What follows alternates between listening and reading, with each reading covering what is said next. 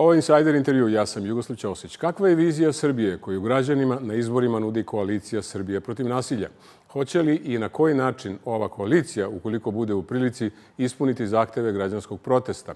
Zbog čega predlaže donošenje novog zakona o poreklju imovine? Kakav odgovor ima na brojne afere bez ishoda? Da li unutar ove koalicije i liste postoje različiti stavovi o francusko-nemačkom planu za Kosovo? Šta će se u slučaju pobede opozicije menjati u prestonici? O ovim temama u razgovoru koji sledi gost još jednog predizbornog intervjua Miroslav Aleksić, predsjednik Narodnog pokreta Srbije, jedan od nosilaca izborne liste Srbija protiv nasilja.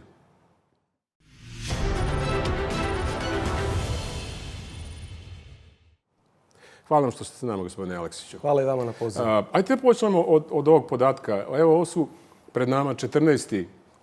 izbori u posljednje 33 godine, 5. od kad je SNS na vlasti. Koliko sam ja video, vi ste, kada su bili prvi 90. imali 12 godina. Evo, baš zato odrastali ste u tim turbulentnim vremenima, i kasnije ste počeli se baviti politikom. O čemu po vama, po vašem mišljenju svedoči ovaj podatak koji je dosta unikatan kad pogledate malo i zemlje u okruženju, a naročito zemlje iz Evrope? Da, to govori praktično da mi smo prilike na svake 2 godine ili nešto više imali. Da, 2 godine i 3 mjeseca, recimo, to je neki prostor. Imali izbore. Pa meni je tu poruka jedna druga. Zapravo, jedna ista vlast je u jednoj deceniji na nekoliko izbora pobeđivala. Dakle, u Srbiji se tektonske promjene na političkoj sceni dešavaju otprilike na 10 do 12 godina. Imali smo tu vladavinu 90. 2000. pa 2000. 2012. pa 2012. 24. Sad je vreme zapravo za novu veliku promjenu i negde to u Srbiji mi se čini da je neki prirodan proces kada u ljudima sazre stvari za promjenu. Ja mislim da u Srbiji treba da bude smenjiva vlast i to jeste dobra poruka, ali dakle, to ne znači da trebamo da čekamo 10 ili 12 godina. Ako neko ne radi u jednom mandatu dobar svoj posao, da postoje demokratske institucije, demokratski procesi gde se može promeniti vlast. Ali prošli smo zaista jedan turbulentan period u svim tim godinama. Ja sam bio dete tada još uvijek 90. godina, pamtim to najcrnje vreme i inflacija i ratova i sankcija kao neko ko je išao tada u školu, ali sećam koliko se moji roditelji mučili da preživim u to vreme. Posle toga je naišlo vreme 2000. kad sam ja stasavao i tako dalje. Ja sam se nešto kasnije uključio u politički život i mislim da dosta toga možemo da naučimo i o propuštenim prilikama da izgradimo jedno ozbiljno društvo. Pre svega od 2000. godine pa do danas. Evo, posle ove 33 godine, kad pogledate unazad, kako gledate na izborne uslove? U kojoj meri su oni menjali u nekim periodima? Mislim da su danas najgori. Mislim da je lakše bilo baviti se opozicijnim delovanjem za vreme Slobodana Miloševića nego što je to slučaj danas. Tada smo imali situaciju da su postojali neki lokalni mediji širom Srbije, Ane mreža, B92, gde su mogli da se pojavljaju opozicijni političari. Tada je postojao jedan taj nacionalni servis RTS gde je dominirala vlast i Milošević, ali nije bilo kao sada Pinka, Happy-a, Prve sa nacionalnim frekvencijama koji to apsolutno kontrolišu. S druge strane, tada je opozicija imala podršku međunarodne zajednice, maksimalno koja se borila protiv Miloševića, a sada je drugačije. Mi imamo situaciju da međunarodna zajednica, pa je pre svega Evropska unija, podržava godinama unazad Aleksandra Vučića i njegovu autokratsku vlast ovdje, što je direktno suprotstavljeno evropskim vrednostima i načelima. I mi kao opozicija se sada tu borimo sami sa građanima. Prosto negde čini mi se da je to nateralo građane i nas kao opozicijne stranke da shvatimo da smo mi zajednički na jednom istom zadatku i da ne možemo očekivati da će neko drugi promeniti stvari u Srbiji do nas samih. Dobro, govorite o delu građana, ne naravno o svim građanima. To je potpuno jasno. O tome svedoči izborni rezultati u prethodnim godinama. Evo, ulazimo u sam finiš kampanje. Izbori su 17. Kako teče kampanja, pod kojim uslovima se odvija kampanja koalicije Srbija protiv nasilja? Pa mi smo svesno ušli u ove izbore znajući da ne možemo imati ravnopravne uslove jer Srbija nema više vremena za čekanje. Prosto posle ovih tragedija koje su se dogodile, mi smo morali da izađemo na izbore i pozovemo građane da se zajednički borimo kakvi god da su uslovi za bezbednu, normalnu Srbiju, za bolju Srbiju. Kampanja po meni teče dosta dobro. Ja sam zadovoljan. Reakcije na koje nailazimo širom Srbije su zaista optimistične i meni daju snagu i uverenje da su zaista moguće promjene 17. decembra u Srbiji. Ja verujem da će ih biti, zato što su se građani Srbije oslobodili tog straha sa jedne strane. S druge strane, čini mi se i da vlast, pošto je ona u kampanji praktično 10 godina, 11 godina, ništa novo ne mogu da ponude. Ti napadi koji idu na nas su već viđeni mnogo puta do sada i to ne utiče preterano na javno mnjenje i mislim da su građani Srbije pre svega posle ovih velikih tragedija koje su negde, čini mi se, preobrazili svest ljudi o značaju učešća u političkim procesima, izborima i tako dalje, učinili to da danas ljudi drugačije gledaju na stvari, da će se uključiti u ove izbore. Pred ove izbore svedoci smo jednog fenomena koji se ranije nije događao ili ga možda mi samo nismo uočili, ali to su falsifikovanje potpisi na listama za izbore. Kako gledate na to? Da li mislite da ih ranije nije bilo ili ih mi samo nismo registrovali? Pa bilo ih je, ali u manjem intenzitetu nego sada. Evo sad je ovo i brojne poznate ličnosti čiji su potpisi falsifikovani. Vlast je sada, rekao bih, u nekoj vrsti panike i između ostalog su te fantomske liste nastale. Mi sad ćemo imati 18 ili 19, čini mi se, izbornih lista.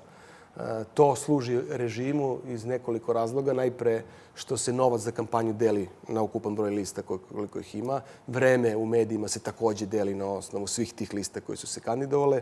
Dalje, one liste koje su na taj način skupile potpise, odnosno skupile im je vlast, će vlasti dati kontrolora, odnosno čuvare kutije na biračkim mestima, opštinskim i gradskim izbornim komisijama u RIK-u i ono što je na kraju i najvažnije jeste raspodela po dontu mandata. Dakle, sve te liste će uglavnom ostati ispod cenzusa, jer kako ste skupili potpise, tako ćete i imati podršku građana.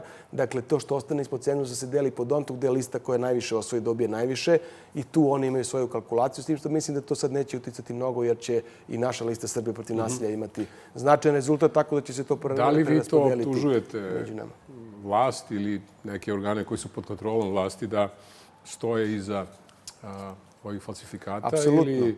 Optužujem vlast koja kontroliše institucije koje ne rade svoj posao. Jer je nedopustivo da se Jeleni Zorić ili Bojani Manjević i bilo kom građaninu Srbije falsifikuje potpis podrške i da to ostane kao pa šta? Kao i sve druge afere na koje smo se nagledali u 11 godina. Pa gde su organi reda?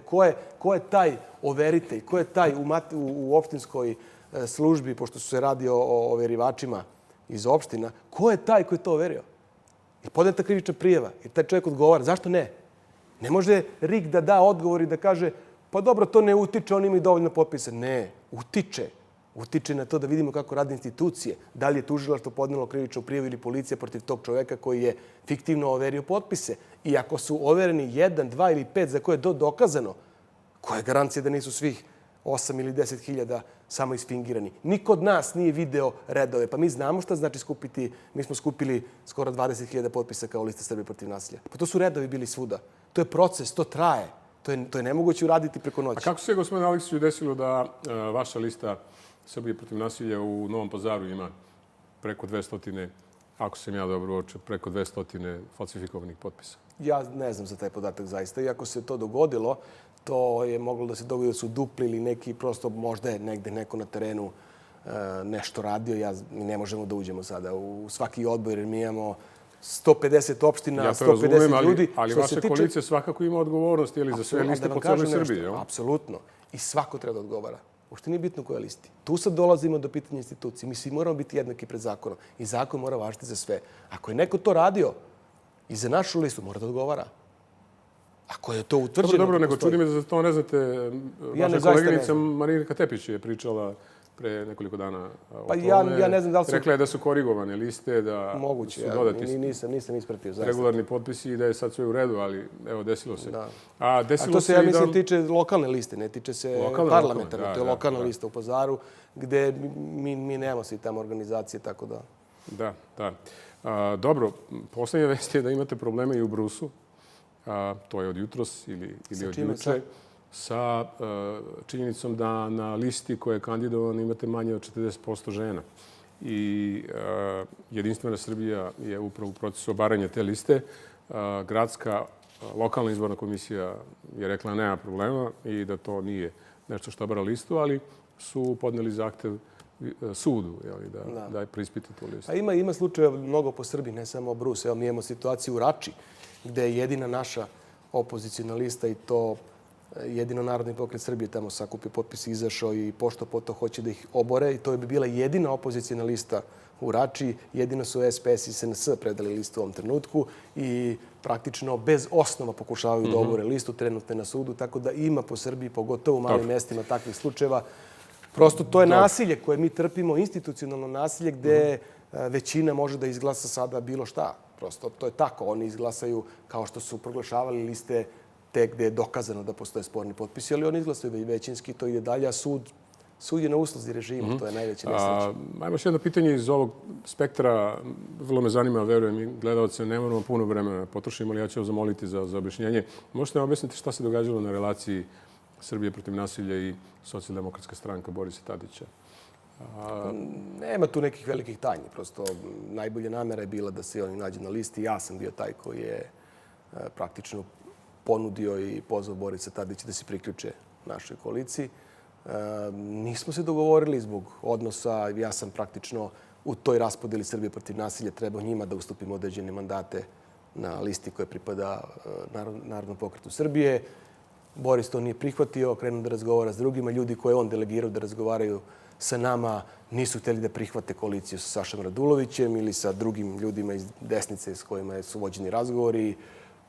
Rekli su da hoće da, ako ih mi prihvatamo da budu deo našeg saveza, mi smo prihvatili, to je to, nema tu neke prevelike priče. Ja razumijem to što govorite, ali u javnosti se pojavila druga informacija, odnosno od bivšeg predsjednika i predsjednika SDS-a, Borisa Tadića, da zapravo nije postojalo raspoloženje u vrhu vaše koalicije ili SSP-a, ajte da budem jednostavniji, čak si na vas pozivao.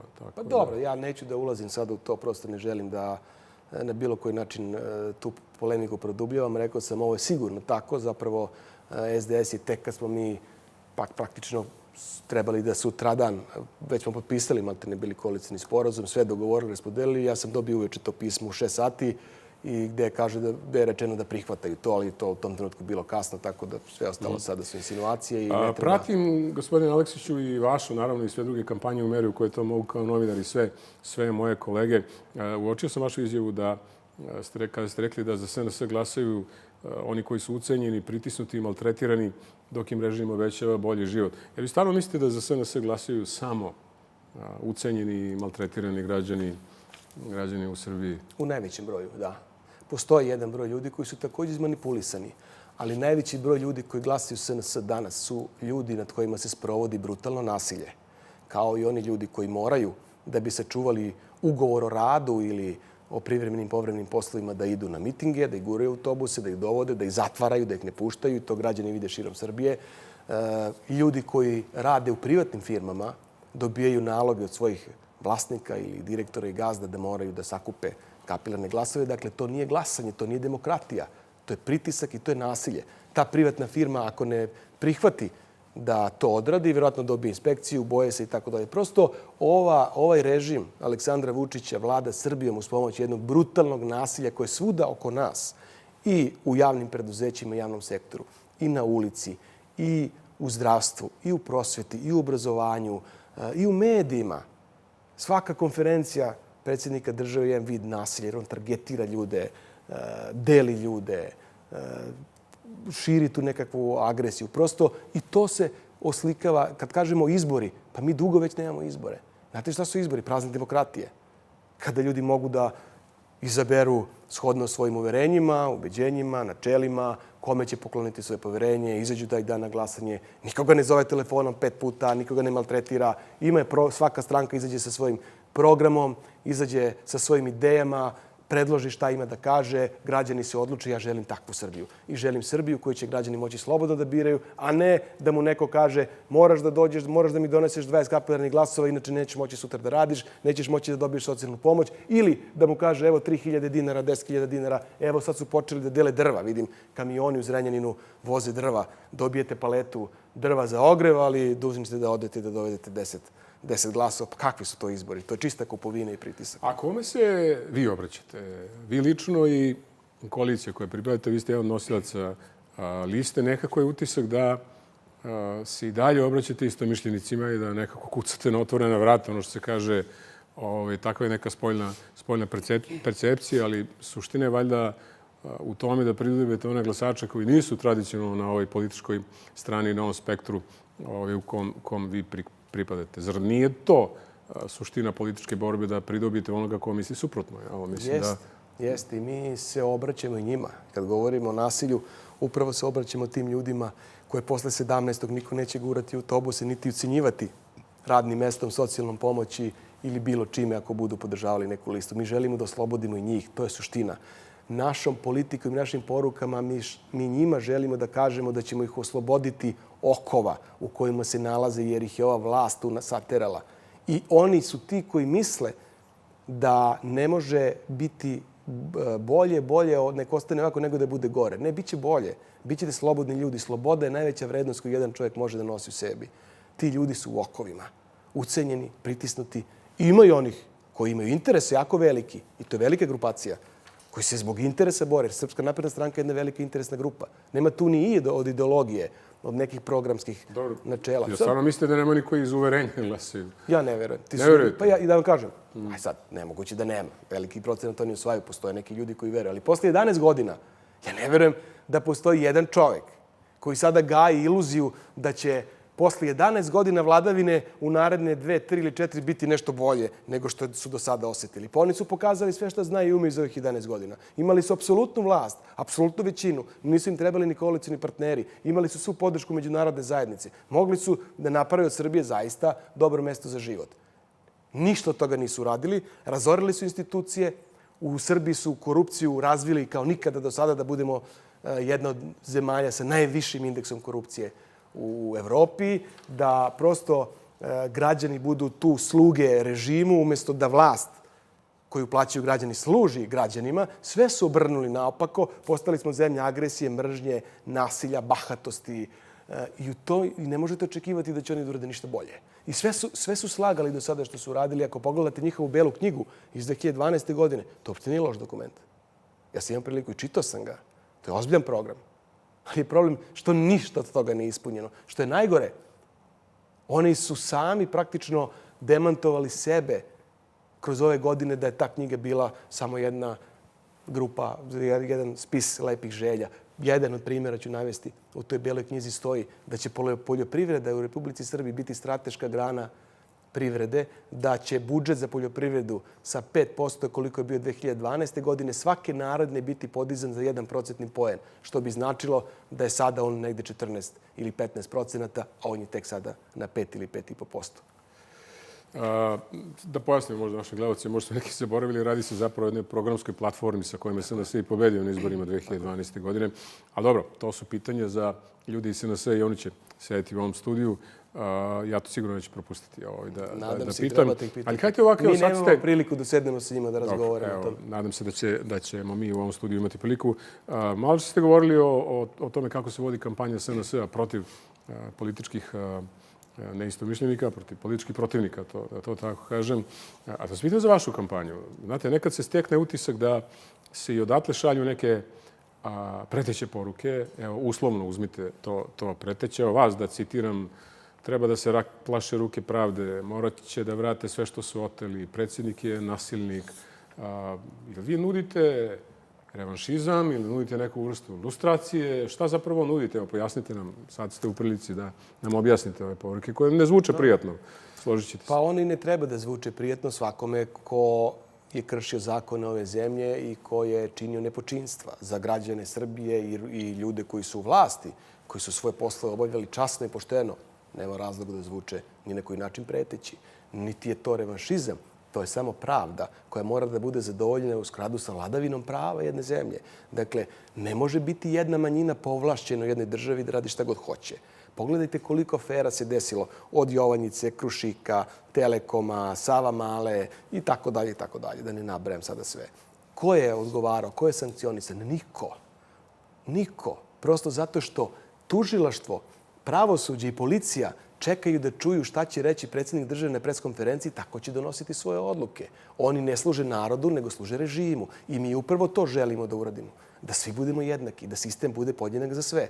I za vas i mene i neko ko je poljoprivrednik ili lekar i za nekoga ko je ministar i predsjednik države. Nema zaštićenih. I šta tu hoću reći? Šta je suština? Dozvolite samo sekund. Zapravo, mi samo hoćemo da se sve to ispite što se dešavalo u prethodnih 11 godina. Zapravo, tužilaštvo mora da bude da bude profesionalno, dekriminalizovano, policija takođe, pravosuđe takođe i da rade samo po zakonu. I to je ono što mi očekujemo. Nemam, gospodine Aleksić, ništa protiv toga. Da sve bude po pravu i po pravdi. Verujem da će se većina naših gledalaca složiti sa time, znate. Ali malo lepre to zvuči kad vi izdvajate pojedinačno ljude. I recimo vaša koleginica kad kaže Novak Nedić, generalni sekretar vlade, bit će prvi ili među prvima koji će biti procesuiran. Dakle, hoću da vam skrenem pažnju samo na to. Slažem se sa principom. Ti ljudi su ljudi koji ne pominje ona njih slučajno. Meni je to jasno da ih ne pominje slučajno. Koleginica Tepić pominje ljude koji su u vezi sa kriminalnim klanovima. Juče sa Veljom Nevoljom, danas sa nekim Hofmanima, sutra s ko zna kime. Dobro, za to postoje indicije. Da to tako kažemo. Ali ja pominjem druga dva imena. Ja pominjem Zagu Dolovac i Nenada Stefanovića. Dakle, ljude koji gospodare tužilaštvom i od kojih zavisi da li će se korupcija suzbijati ili negovati, da li će se štititi korumpirani ljudi u vlasti ili ne. I zato ćemo pravdu početi najpre da ostvarujemo u pravosuđu. I to procesom vetinga, gde se mora izvršiti provera svih rukovodioca i u tužilaštvima i u sudovima. I njihove moguće veze i sa kriminalom i korupcijom, ali i sa time što su možda neke postupke i neke procese obstruirali, držali u fioci, nisu htjeli da rade, slušali političke naloge i za to se mora odgovarati. Kako ćete to, evo da vas pitam, kako ćete to da obezbedite? Dakle, ti ljudi su zaštićeni zakonima, njihove pozicije su zaštićene.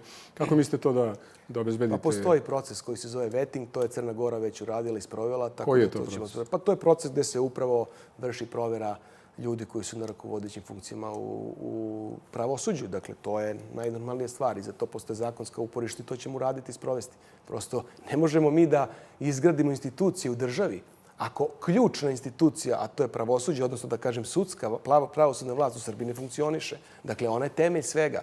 U državi Srbiji mi danas živimo jedno brutalno nasilje izvršne vlasti nad zakonodavnom i pravosudnom vlasti.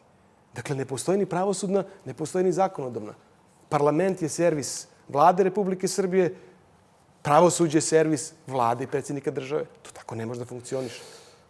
U redu, to je rezultat većinske volje građana Srbije na prethodnim izborima. Ne možemo reći da su izbori u tom smislu slobodni i da ljudi glasaju. Ne, ja sam samo matematički postavio stvari. Većina građana je glasila za tu vlast. Hajde se vratimo ovoj kampanji. Malo pa se iz vaših redova čuje da vlast priprema neku vrstu prekrajanja izborne volje građana. Jel vi pri to mislite na predizborno prekrajanje ili postizborno prekrajanje? Ako je to tako, na koji način mislite to sprečiti? Vi ste prosto koalicija koja, ako se navari, ima 9 partija unutar sebe. Verujem da imate kapacitete da ispratite sve što se događa na izborima i da imate dovoljno ljudi, tako kažem. Pa imali smo mi iskustva sa Srpskom naprednom strankom i ranim izbornim procesima. Ne postoji ni jedan koji je bio bez većih ili manjih zloupotreba, odnosno krađe izborne volje. Mi smo pokušali i učinili sve da kao Srbija protiv nasilja sada to sprečimo i radit ćemo i nadalje na tome, ali smo svesni toga da će vlast učiniti sve da pokuša da nekakvim krađama, manipulacijama u toku izbornog procesa sebi obezbedi neku bolju poziciju, a to što kradu pre izbora, to je već opšte poznata stvar i sve preporuke ODIR-a koje su definisane kao nepravilnosti iz prethodnog procesa, nijedna nije sprovedena. Srbija protiv nasilja će imati 25.000 kontrolora na biračkim mestima širom Srbije. Imaćemo svuda u opštinskim izbornim komisijama i članove stalnog i proširenog sastava. Imaćemo u RIK-u i imaćemo našu kontrolu izbora, plus će biti posmatrača. Prosto učinit ćemo sve da na onim kritičnim mestima učinimo sve što je do nas. Međutim, i sad se dešavaju problematične stvari. Dakle, RIK u ovom trenutku nije izdao obavezujuće uputstvo da članovi biračkih odbora koji su po osnovu republičke liste mogu da učestvuju u procesu kad su u pitanju lokalni izbori, a s druge strane nisu nam dozvolili da imamo duple kontrole za lokal i za republiku, jer nam se lista zove isto. I mi ćemo tražiti, evo već sutra na sednici RIK-a, obavezujuće uputstvo da ne može nijedan predsjednik biračkog odbora bilo gde u Srbiji moći da kaže evo ja ne dozvoljavam da ovi jer su oni za republičku listu da broje glasove za lokalnu listu ili obrnuto. Prosto to je jedna anomalija za koju se moramo izboriti i to uputstvo mora da dođe. Drugo, tražit ćemo da se na biračkim mestima kao i u Crnoj Gori što se desilo paravani okrenu drugačije, da ne budu okrenuti ka zidu, da spasimo ljude koji imaju obavezu da slikaju glasačke listiće, to ne mogu da rade, nego da se okrenu prema izbornoj komisiji, da se ispoštuje zakon. Komisija vidi sam proces zaokruživanja. Da, vidi proces zaokruživanja, ne vidi za koga zaokružuje. To je tako u Crnoj Gori urađeno, zašto ne bi moglo da se dogodi to i u Srbiji. Prosto da napravimo što je moguće transparentniji proces glasanja i da na neki način pomognemo građanima koji su ucenjeni i pritisnuti da mogu da glasaju. Da, jedno pitanje koje visi u vazduhu, imajući u vidu da će bilo koja pojedinačna koalicija jako teško osvojiti preko 50% glasova, jeste ko s kim može. Ajde da pogledamo taj 18. decembar. S kim vi možete kao koalicija, s kim ne možete? Sa svim strankama koje isključuju bilo kakvu saradnju sa režimom Aleksandra Vučića, mi tehnički možemo da sarađujemo, s obzirom da se radi o nečemu gde mi možemo da se dogovorimo o tehničkoj saradnji, o formiranju tehničke vlade koja bi mogla u određenom definisanom roku, da li od 6 meseci ili godinu dana, da sprovede neke stvari oko kojih se svi slažemo. A to su institucije, a to je medijska sloboda, sloboda govora, a to je borba protiv korupcije i tako dalje. Dakle, postoje stvari gde mi nemamo nikakvih dilema i gde bi su mogli u tom nekom relativno kratkom roku da odradimo te stvari zajednički, stvorimo uslove za neke normalne izbore. Dakle, u tom smislu mi ne vidimo prepreku da sa bilo kojom opozicijnom strankom koja neće da sarađuje sa režimom napravimo tu vlast i da prosto stane propadanje Srbije. Mi se borimo da zaustavimo propadanje Srbije koje je izvesno ako ova vlast ostane. Ali ja verujem da će ovi izbori doneti promjene Srbije i ono što ja vidim na terenu čini mi se da to sve... Ne isključujete saradnju sa bilo kojom opozicijom strankom, a isključujete saradnju sa možda nekom strankom koja je na vlasti. Pa ja ne vidim sada u ovom trenutku u vlasti koja stranka bi bila spremna da razgovara sa opozicijom. Ja verujem da će opozicija u ovom trenutku moći da ima dovoljno... Imate manjinske stranke, imate neke velike stranke koje su u istoriji pokazivale da znaju da promene stranu. Da, manjinske stranke su po prirodi stvari uvek uz vlast, tako da ko bude imao većinu za formiranje vlade, oni su tu i to nije sporno i to je razumljiva stvar. Prosto to je tako bilo uvek, a što se tiče nekih drugih većih, vidjet ćemo. Pre 2 dana ste, evo da sad se vratimo na vaše aktivnosti, gospodin Aleksić, bili na Kosovu. Posjetili ste Gračanicu i još neka mesta tamo. Ste iskoristili priliku, tako kažem, da optužite ovu aktualnu vlast da je u posljednjih 10 godina na tanjiru, kako ste rekli, Kosovu predali i policiju i pravosuđe i elektroenergetski sistem i telekomunikacijski sistem i da je praktično Srbe na Kosovu dovela u jako tešku situaciju.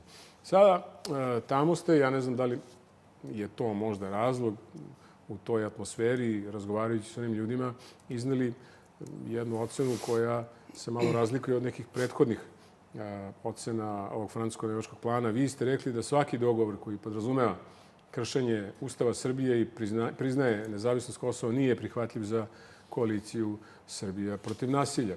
Evo, ja ću sa druge strane da vas podsjetim na izjavu gospodina Dragana Đilasa, predsjednika SSP-a, koji je ne tako davno rekao da francusko-nemački plan nije dobar za Srbiju, ali da je on neminovnost. To nekako zvuči kao neka vrsta pristajanja, da ne upotrebim neku drugu reč, i na ovakav plan. Šta je zapravo, je li to vaš lični stav koji ste tamo izgovorili ili je to rezolutni stav koalicije Srbije protiv nasilja ili je to neko polje gde se još, da kažem, može oblikovati ta vrsta stava? Bilo bi, mislim, prosto korisno za naše gledalce da nam objasnite šta je tačno stav koalicije. Pa mi nemamo tu u potpunosti isti stav kao koalicija i to nije nikakva tajna. Prosto mi smo koalicija 9 organizacija, imamo različite uglove gledanja na rešavanje tog problema i dalje pregovore i tako dalje. Međutim, ono što je zajedničko za sve nas apsolutno jeste da to mora da se radi kroz institucije ove zemlje, dakle da vratimo demokratiju, da vratimo vladavinu prava, da Ustavni sud može da radi svoj posao, pa i kad je u pitanju bilo koji sporazum kojim se rešava neko pitanje teritorije, da imamo skupštinu koja može zaista o tome da raspravlja, a ne da to bude samo pozornica gde će predsjednik da dođe da prosipa neke patriotske parole. Dakle, tu nema nikakve dileme. Ono što je moj stav i što sam ja tu rekao zapravo, da mi ne možemo da rešavamo problem koji se tiče dela teritorije Republike Srbije, a da to podrazumeva kršenje Ustava i da to bude suprotstavljeno vladavini prava. Mislim, ako se zalažemo za vladavinu prava, što je jedna od osnovnih vrednosti, evropskih vrednosti, a to je vladavina prava, a to je teritorijalni integritet i suverenitet, to mora da važi za sve zemlje, članice Evropske unije ili buduće članice koje su u procesu. A možemo li da ga rešavamo bez Evropske unije? Ne možemo. I kakav je vaš odnos prema Evropskoj uniji i evrointegracije? Evo, vas lično da pitam. Vrlo je, dakle, ja sam apsolutno na stanovištu da Srbija mora da nastavi evrointegracije, da je Srbiji mesto u Evropskoj uniji, da Srbija mora da teži punopravnom članstvu Evropske unije i tu nema nikakve dileme. Mi nemamo drugi put, nemamo drugi pravac. Mi smo središte Evrope. Geografski, ako hoćete ekonomski, Srbija ima najveću razmjenu sa Evropom, to je 2/3 ukupne robne razmjene imamo sa Evropom, najbolje ekonomske odnose imamo sa njima i nemamo mi tu sad nešto previše da razmišljamo. To je jasno. Ali sa druge strane, čini mi se da sada te poruke koje dolaze vezano i za poglavlje 35 su usmerene na Aleksandra Vučića. On je taj koji je preuzeo ingerencije da sam donosi odluke mimo institucije ove zemlje, mimo Skupštine, mimo vlade, nešto što njemu čak Ustavi ne pripada, da pregovara o jednom briselskom sporazumu, o Ohridskom sporazumu i čini mi se da je on garancija i svaka pretnja koja dolazi iz Evropske unije usmjerena na njega. Jer je on to prihvatio, on se obavezao, on je dao obećanje, sad ne zna kako će to da objasni. Da, ali vrlo je jasno šta Evropska unija očekuje od Srbije. Ja vas u tom kontekstu i pitam šta kažete na argumente sa ovog desnog spektra da Srbija u ovom trenutku svakako nije u procesu evropske integracije, jeste formalno, ali mi stojimo u mestu i ne samo mi. Šta kažete na argument da još mnogo godina nećemo ući? Da je, na primjer, Makedonija promenila ime države, ušla u NATO, rešila svoje probleme sa albanskom manjinom, iako je ona konstitutivni narod, ako ja dobro razumijem Ustav Makedonije. I opet nije mrdnulo, nisu čak ni pregovori otvoreni. Kako vam deluje taj argument? A u isto vreme se konkretno traži da Srbija, ajte da to postavimo tako, na neki način zakorači prema nekoj vrsti faktičkog priznanja Kosova. To je možda neki konsenzus koji se može naći u ovim različitim stavovima. Ja ne želim da se služim u tom smislu politikanstvom i da sad ta tema Kosova i Metohije bude nešto za dobijanje nekih glasova i tako dalje, da bi samo bili politikanti i rekli mi ćemo da se suprotstavimo Zapadu, Americi i tako dalje. Mi sa njima zajedno moramo taj problem rešavati. Taj problem mi ne možemo rešiti bez međunarodne zajednice. To je potpuno jasno. Sad, što se tiče evropskih integracija, mi stojimo u mestu zato što vlast Aleksandra Vučića ne želi uređeno društvo, ne želi Srbiju koju funkcionišu institucije i on praktično time što opstruiše proces evrointegracija ima u Srbiji situaciju da vlada politička moć umjesto institucija. Može da radi šta god hoće, zato imamo kriminala, zato imamo korupciju, zato nema sankcija, nema pravde, nema kažnjavanja, nema ničega. Postavlja se pitanje šta je sa drugih 34 poglavlja do ovog 35. kad treba da rešavamo status Kosova? Što nismo njih do sada otvorili, zatvorili, implementirali i napredovali? Nisu radili ništa jer oni samo deklarativno obećavaju i Evropi i građanima Srbije da ćemo mi u evrointegracijama i da ćemo biti snažno na tom putu. Zapravo, suštinski nismo, jer oni ne žele, oni žele anarhiju, oni ne žele uređenu Srbiju. I to je krucijalna razlika. I kad dođemo do 35. poglavlja i ljudi koji čine listu Srbije protiv nasilja i neke druge opozicijne stranke, siguran sam da ćemo sa međunarodnom zajednicom drugačije razgovarati, naći način kako možemo da prevaziđemo tu situaciju, da se Srbija ne ponizi, da Srbija ne bude neko ko će samo davati. Dali smo sve što je moglo da se da na Kosovu. Sve. Dakle, to nije nikakva tajna. Pogledajte, na severu Kosova do 2012. smo imali suverenu vlast, imali smo naše institucije. Sada nemamo ništa. Sve to dala vlast Aleksandra Vučića. Rekli ste malo čas i pravosuđe, i policiju, i ljudi su izlazili na izbore. I srpska lista koja je produžena ruka SNS je bila najpre u vladi 2014. sa Ramušem Haradinajem i Hašimom Tačijem, posle toga sa Albinom Kurtijem. Došli smo do toga da zadnje što se desilo su naši ljudi iz srpskih sredina, gde smo mi većinsko stanovništvo sa severa Kosova isterani iz tih opština jer nisu učestvovali na izborima i sad su ljudi ostavljeni na milost i nemilost tamo. Njihova bezbednost je ugrožena. S jedne strane srpske liste koje ih ucenjuju i pritiska, s druge strane od Albina Kurtija i tog režima tamo. Jako se teško živi. Ja sam bio dole, razgovarao u ponedeljak sa tim ljudima, bio sam sa kolegama. Verujte mi, mi zaista kao nacija imamo obavezu da tim ljudima pružimo podršku. Koliko god ih ima, nije sad to uopšte pitanje brojki, nekakvih glasova, ne tiče se to toga. Tiče se odgovornosti države prema tim ljudima. Ko je dole još otišao u kampanju, osim nas? Samo Miloš Jovanović iz DSS. Niko više. Zašto je neko iz SNS-a nije otišao dole da se nađe tim ljudima? Niko ne smije ni da ode. Kosovo je velika tema, naravno, i velika izborna tema, ali nije jedina, naročito pred ove izbore. Evo, da otvorimo još neke koje su vezane direktno za vašu koaliciju, vaše obećanja, vaše poruke. Jedno od tih je da će vlast morati da vrati sve ono što što je otela. Ja se ne sjećam gotovo nikoga ko to nije obećavao pred izbore, nezavisno od toga koje su opozicijne partije radilo u ovih 30 godina. Šta je garancija, gospodine Aleksiću, da ćete, evo i možda prvi, kao jedna grupacija partija, ako budete u prilici, uspeti da realizujete to obećanje građanima Srbije? Da, možda smo ovde gde jesmo upravo zbog toga što to niko ranije nije uradio ili nije imao hrabrosti da uradi. Mi ćemo to uraditi. I ja prosto sam potpuno rešen. I ja sam to rekao u jednom od svojih obraćanja u Skupštini. Obraćao sam se poslanicima Srpske napredne stranke. Zapravo ono što moramo da uradimo jeste apsolutno usvajanje novog zakona o poreklu imovine koji ne podrazumeva to da vi možete legalizovati imovinu koju ste protivpravno stekli, uvođenje specijalnog tužilaštva za korupciju, uvođenje tužilačke policije. To su preduslovi da se reše svi drugi problemi u društvu. Ali mi već imamo zakon o utvrđivanju porekla imovine. Ne samo da imamo zakon, imamo i poreske instrumente da se uporede prihodi i imovina koju neko ima. Dakle, mi već imamo dva mehanizma, dva različita instrumenta koji se to može utvrditi. Šta će nam još jedan zakon? Pa, zato što taj zakon ima svojih propusta koji omogućavaju praktično da se da ne odgovaraju ta lica. Dobro, može li se koriguje zakon, ne se donosi novi svaki put kad neko dođe na vlast? Dobro, izmenit ćemo ga. To je sad forma, nije suština. Ja vam to ne predlažem, ja pitam se. Ne, suštinski je pitanje da taj zakon služi svrsi. I on takav kakav je danas se ne primenjuje zato što ne postoje institucije. Zato što tužilaštvo i policija ne smiju da rade ništa, jer su oni u kandžama vlasti i režima. I to je ključni problem. Evo, sad ste lepo rekli. Evo, ja ću vam dati jedan podatak. U poslednje 3 godine 135.000 lica u Srbiji, po podacima Poreske uprave, je uvećalo svoju imovinu na godišnjem nivou za preko 150.000 evra. A da pritom njihovi prihodi su daleko manji, oni koji prijavljaju također Poreske uprave od toga. Dokle sve jasno i transparentno. Samo se ukrste primanja, povećanje imovine koju imaju ti ljudi i njihovi srodnici i znamo gde ćemo šta da tražimo. Drugo, Srbija je zadužena za 20 milijardi evra za vreme vladavine Aleksandra Vučića.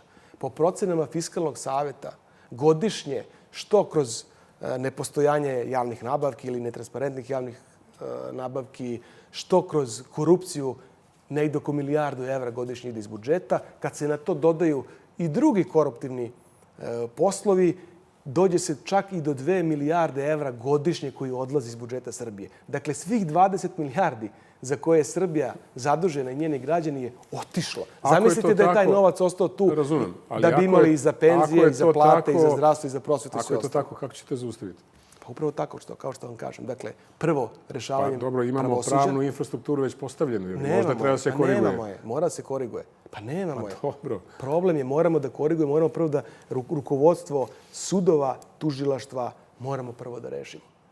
A pogledajte šta radi, šta se dešava tu. Pogledajte, pa tužiteljke Bojana Savović i Jasmina Punović su progonjene od strane Nenada Stefanovića samo zato što su otkrile koruptivan posao koji je umeđu na vlast. Koja je to mapa puta? Koji je to način praktični s kojim ćete odgovoriti? Kako ćete smeniti ljude za koje ste utvrdili da nisu dovoljno odgovorno i savjesno radili svoj posao? Brojni su po vašim tvrdnjavama. Kako ćete da oslobodite institucije koje su, kako vi kažete, zarobljene?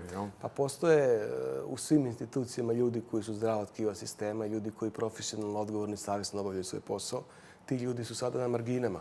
I ako je u pitanju tužilaštvo i sudstvo, i ako je u pitanju policija, ti ljudi će dobiti šansu da rade svoj posao profesionalno u skladu sa zakonom. Oni će utvrditi da li neko od rukovodioca radi svoj posao kako treba ili ne. Pa pogledajte šta se dešava u regionu. Pa evo čak i u Crnoj Gori. U Crnoj Gori čak se hapse ljudi iz pravosuđa i rukovodioci pravosuđa i sudova zato što su umešani u korupciju, štitili su kriminalce. To ćemo morati da uradimo i mi.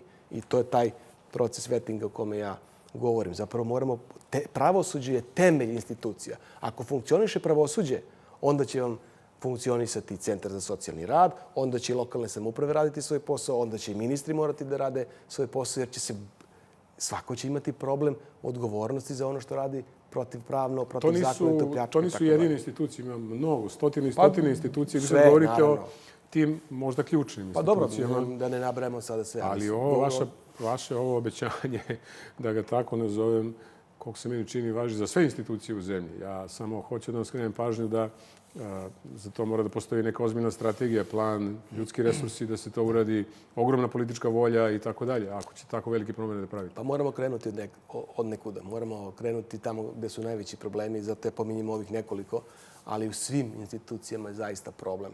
I mi moramo uspostaviti sistem institucija i moramo uspostaviti zaista da vladavina prava bude nešto što je osnov demokratije i osnov vladavine.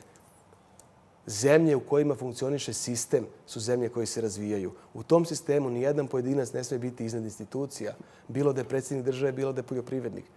Kad to budemo uspostavili, onda će političari da se odreknu dela moći. Ja se za to zalažem. Zalažem se i za promjenu izbornog zakona, da se političarima oduzme moć i šefovima partija i da se prebaci na građane i institucije. Institucije treba da obavljaju svoj posao. Ako to uspijemo da uradimo, izgradit ćemo pristojno, normalno društvo. Izgradit ćemo Srbiju gde će svi imati jednake šanse.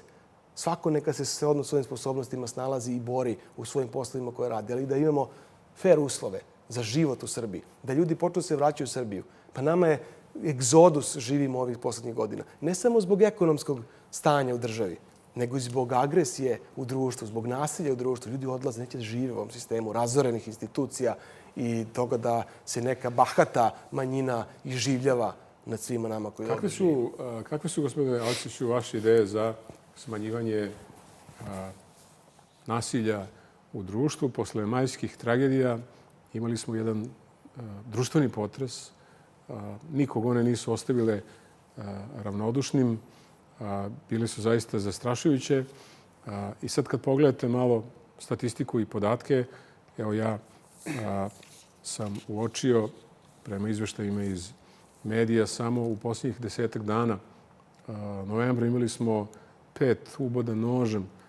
Radi se uglavnom o mladim ljudima, neki su tinejdžeri i tako dalje. Koje je vaše rešenje? Šta nudite? Koji je put koji vi možete da obećate da ćete smanjiti ovaj tragičan fenomen u Srbiji koji nas se svih tiče, sigurno, u društvu, posebno roditelja?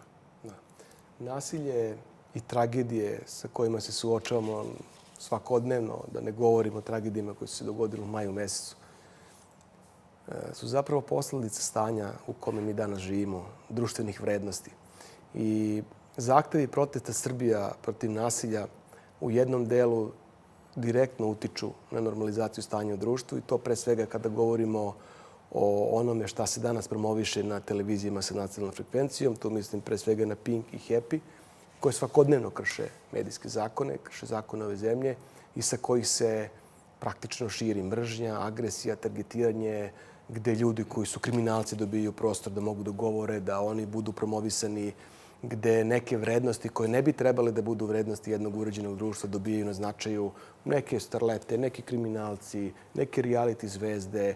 Prosto jedan potpuno sumanito sistem gde se našoj deci i našim građanima šalje jedna izvrnuta poruka. I kad kažemo borba protiv nasilja, to se ne može uraditi preko noći donošenjem jednog zakona. To je jedan širok i sveobuhvatan proces koji zahteva i zakonske regulative, i normalizaciju funkcionisanja institucija, i normalizaciju stanja u medijima, i demokratizaciju društva, i odluku države i društva šta je to što će biti propagirana društvena vrednost. Da li će to biti Kristijan Golubović ili će to biti neki uspešan naučnik koji je postigao rezultat kojima treba da se dičimo i hvalimo. Prosto ova vlast svesno radi na retardaciji društva. Zapravo, jako mali deo sredstava se izdvaja za obrazovanje, mediji služe tu da daju hleba i igara građanima Srbije, sve je nekakva igra. Na kraju izborni proces se sveo na to da se glasovi kupuju za neke male pare. Prosto živimo u jednom jako lošem ambijentu i to zahteva, to je proces. Proces koji se ne može preko noći završiti, ali je moguće da to rešimo, ali ajdemo da odpočnemo. Ono što je mnogo kraći proces jeste možda rešavanje vaših obećanja u pogledu zahteva protesta. Da.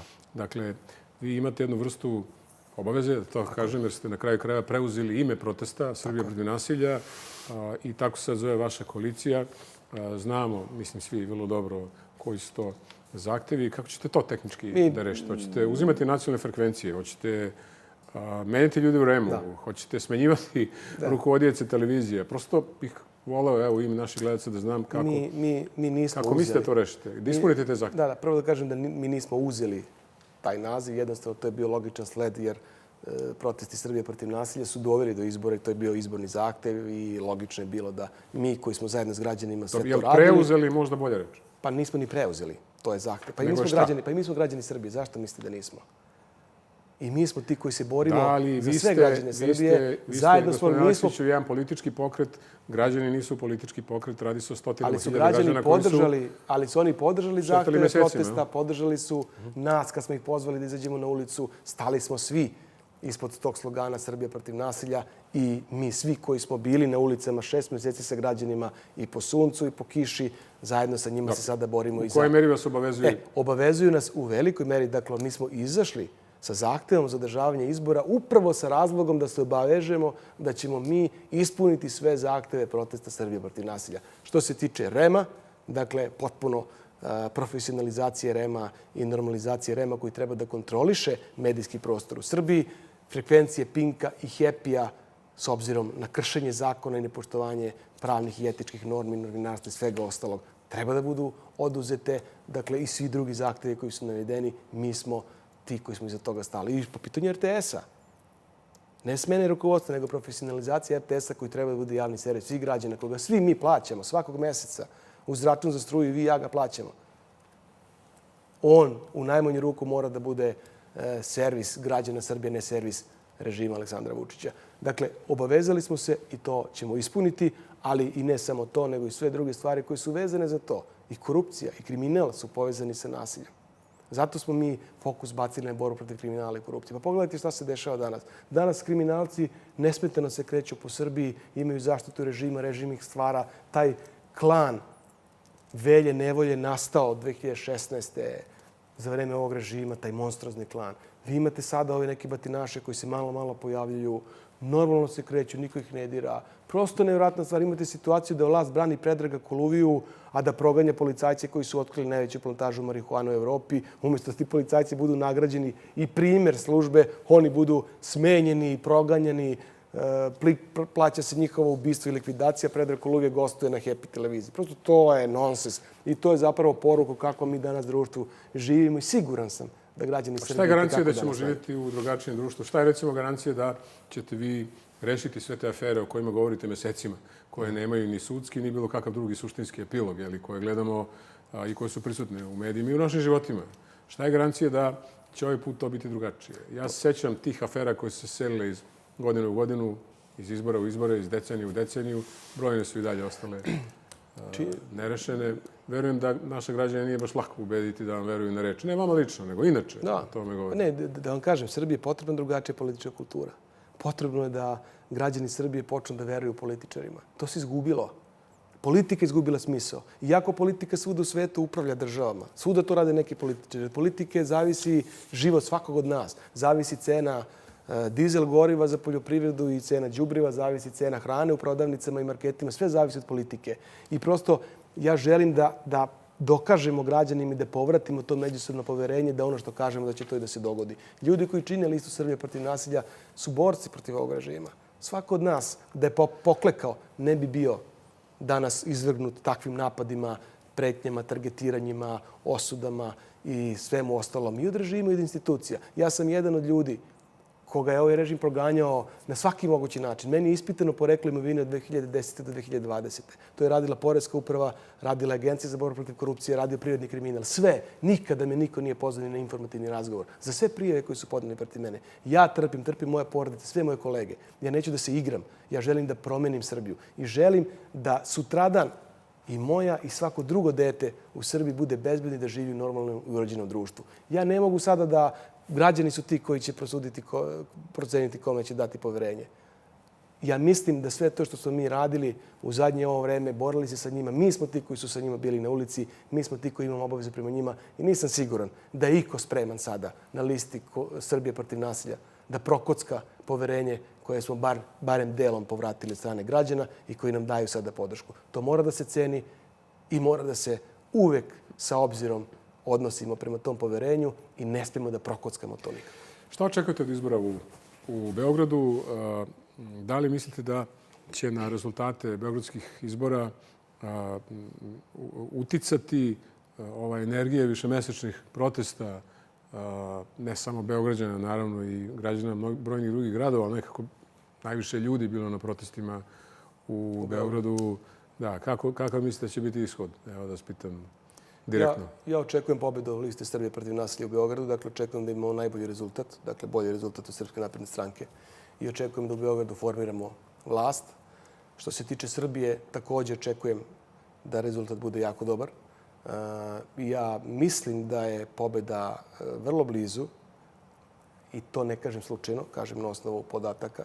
Dakle, ja pozivam sve građane Srbije da 17. decembra imaju u glavi samo jednu informaciju. To je da ukoliko podignemo izlaznost u Srbiji za 5% u odnosu na izbore pre godinu i po dana, 2022. godine, da je moguća pobjeda i na republičkom nivou. I zato je svaki glas važan, svaki građanin Srbije važan da izađemo, da podignemo izlaznost na preko 60%, a onda će sve biti drugačije u Srbiji. Dakle, ja verujem da to što se dogodilo u maju je preobrazilo građane Srbije, da su svi shvatili da ne mogu stajati po strani, da svako mora da bude deo političkog procesa, pa makar to podrazumevalo i sam izlazak na glasanje i zaokruživanje nečega što je potpuno suprotno od ovoga što živimo danas.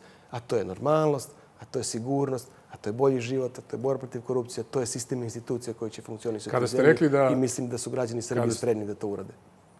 Kada ste rekli da očekujete da vaša koalicija pobedi, jer ste mislili da bude pojedinačno najjača politička partija u Beogradu ili ste mislili na pobedu opozicije? Na republičkom nivou sam mislio da mislim na pobedu opozicije, da opozicija u zbiru... Kompletna opozicija. Kompletna opozicija, dakle, koja bude učestvovala na republičkom nivou, može da ima rezultat koji može da da mogućnost formiranja tehničke vlade. A što se tiče Beograda, očekujem da lista Srbije protiv nasilja pojedinačno ima najbolji rezultat. Pojedinačno? Da. Što znači da ne očekujete baš da osvojite sami 51%, jel? Očekujemo da osvojimo rezultat blizu 40%. Ako opozicija osvoji više od 51%, da li mislite da može da se održi ta većina? Imamo različite primere promjena tabora, jeli? Imali smo ga i na lokalu, i na Republici, i u Beogradu, i na prošlim izborima. Znate vi to odlično i sigurno sam znate na što mislim. Jel mislite da je moguće da opozicijni korpus zapravo sačuva jednu vrstu tehničke saradnje, imajući u vidu različite stavove različitih opozicijonih partija? Recimo, vrlo je upitna saradnja zavetnika potencijalno sa vama, to znam od predsjednice pokreta koja je bila u toj vašoj stolici, bila gost pre par nedelja. Tako da, eto, u tom kontekstu hoću da vas pitam, mislite da je moguće kreirati tu jednu većinu konzistentnu, stabilnu, održivu, da bi se ostvario ovaj cilj koji vi imate da se vlast promeni u glavnom gradu? Ja potpuno razumem taj stav i tu bojazan. Što se tiče glavnog grada, tu neće biti potrebna saradnja svih opozicijnih faktora. Mislim da ćemo to uspjeti da u jednom užoj koaliciji obezbedimo većinu i mislim da će to u gradu funkcionisati nesmetano. Što se tiče republičkog nivoa, da, tu postoji ta vrsta bojazni. Ko je spreman da sarađuje sutradan sa Aleksandrom Vučićem, ako ne, ili da proda volju građana. Ali da vam kažem nešto, taj ko se usudi sada da u ovoj situaciji, posle svega ovoga što se dešavalo proteklih 6-7 mjeseci u Srbiji, izigra volju građana i nastupi na izborima kao opozicija suprotstavljena režimu Aleksandra Vučića, a onda se prikloni njemu, pa to je skandal. To je onda zaista poruka i osuda. Nećete moći da sprečite, jer... Pa da vam kažem nešto, ja ne mogu sad da... To je po zakonu, jel? Neka je po zakonu, ali ti ljudi koji to urade, to je doživotna sramota, to je doživotno isključivanje iz bilo kakve politike, kredibiliteta, političkog života i svega ostalo. A to je sramota i za vlast, na kraju krajeva. Šta oni hoće? Zašto se bore? Jel se bore za normalizaciju stanja u državi ili se bore za njihove fotelje da pošto poto ostanu tu jer je to njima garancija da će biti slobodni još neko vreme? Ajmo da ne propustimo da pomenemo i ostala 64 grada i mesta u Srbiji. U 65 gradova i opština u Srbiji se održavaju vanredni lokalni izbori, kao i izbori u Vojvodini. Nismo to pominjali, imamo još samo 5 minuta. Teo sam vas pitam šta očekujete na lokalu. Jel mislite da možda barem delimično može se ponovi ono iskustvo iz sredine 90-ih, kad je jedan dobar deo gradova prosto ispao iz iz ruku tadašnjeg vladajućeg režima. Kako mislite da dišu gradovi u ovom trenutku? U ovom trenutku praktično sve gradove i opštine u svojim rukama politički, pod kontrolom ima vladajuća koalicija i socijalista. Da, ja mislim da će biti gradova gde će doći do promene. Recimo, Kragujevac je grad koji treba podržati maksimalno i čini mi se da tamo postoji kapacitet za ozbiljan rezultat. I u svim većim gradovima po Srbiji je veći potencijal za pobedu opozicije nego u malim. Mala mesta su i dalje izložena velikim pritiscima. Teško je tu raditi, ne postoje mediji, lakše ucenjuju ljude, lakše kupuju glasove, ljudi su informisani, ali ono što sam ja video svuda, da li sam bio u Rekovcu, koji je takođe malo mesto, da li sam bio, ne znam, u drugim mestima gde god, u Šapcu, na primjer, koji je veliki grad, i u jednom i drugom mestu se osjeća energija promjena. Osjeća se taj prirodni proces gde su ljudi ustali. Gde god smo došli, gde god smo stali, ljudi su ustali. U Brenovcu su došli radnici Tenta, radnici Kolubare. To se nije dešavalo ranije nikada. Dakle, ljudi su više prestali da se boje. Tako da ja očekujem velike iznenađenje na ovim izborima. Očekujem da građani Srbije izađu bez straha da glasaju, jer strah je najveći neprijatelj čoveka. Samo slobodni možemo biti ljudi u pravom smislu. Evo za kraj sam ostavio Trstenik. Da. Dakle, bili ste predsjednik opštine Trstenik, pobedili ste sa parolom vizija za Trstenik, a onda je ta vizija nekako izgubila izbore 2016. godine, ako se ne varam. Od tada je SNS na vlasti. Kakvu viziju sad imate, kako ćete proći u Trsteniku i zašto ste uopšte izgubili izbore u Trsteniku, ako je ta vizija bila tako dobra za građane Trstenika? Ja moram da vam kažem da smo od te naše vizije gotovo najveći deo stvari realizovali. Ja sam ponosan na to. To što se dešavalo između 2012. i 2014. godine na ponos svakog Trsteničana. U smislu infrastrukture, institucija, vraćanja Trstenika na mapu Srbije. Mnogo toga smo radili, ali smo imali... Šta je onda odlučilo da izgubite izbore? Samo sekund. Imali smo 2014. godine. Trstenik je bio jedna od opština koja je bila najviše pogođena razornim poplavama, gde je bilo uništeno kilometri puteva, 150 kuća, domaćinstava, svega ostalo, vodosistemi, da vam sad ne govorim. Mi smo se borili. To smo sve vratili u normalu kao da se ništa nije desilo. Ja moram da kažem da ja nisam izgubio te izbore od SNS-a, ali sam izgubio vlast, jer je koalicijni potencijal u tom trenutku. Mi smo na izborima 2016. osvojili isti broj odbornika i lista koju sam ja vodio i lista koju je vodio Aleksandar Vučić, podjednaka je bila, ali SPS je u tom trenutku izabrao i SPO su izabrali kao partnera Srpsku naprednu stranku. Oni su imali većinu, formirali su vlast. To je presudilo, a mislim da su građani Trstenika mogli sada da vide od 2016. do 2023. kako izgleda to kada Srpska napredna stranka upravlja opštinom Trstenik i verujem da im neće dati više priliku jer su bukvalno ugasili za ovih 7 godina opštinu Trstenik i u smislu privrede, i u smislu infrastrukture, institucije i svega ostalo. Dobro, bit će jako zanimljivo vidjeti kako će disati politički 17. decembra i građani Trstenika, između ostalog, uključujući i ovih ostalih 64 grada i opštine. Hvala vam na tome što ste podelili vaše vreme sa gledalcima Insajderi, što ste odgovorili na svako moje pitanje. Gost Insajder intervjua bio je Miroslav Aleksić, predsjednik Narodnog pokreta Srbije i jedan od nosilaca liste Srbija protiv nasilja.